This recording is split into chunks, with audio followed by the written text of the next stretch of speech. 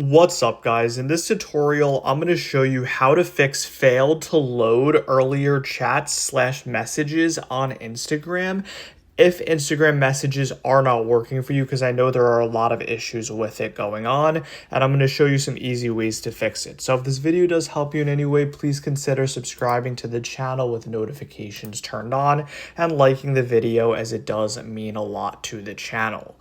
So now what you're going to want to do to fix this, there are a few ways. You want to make sure your Instagram app is updated to the latest version. That's the first thing you want to do. You want to make sure your Instagram app is updated to the latest version.